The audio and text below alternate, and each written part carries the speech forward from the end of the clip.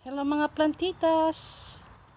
This is my blueberry bush.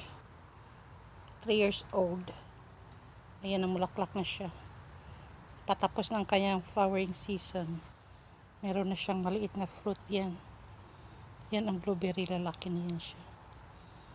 Pag nahuhulog na ang bulaklak, yan sa likuran niya ang prutas. Konti lang ang bulaklak niya this year.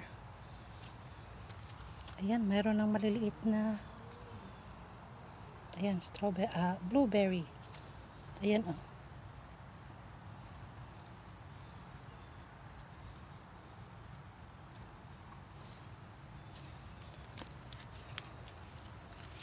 Ang kanyang buka. So, meron tayong blueberry, meron tayong strawberry, meron pa tayong raspberry, kaya lang hindi pa siya nagbulaklak.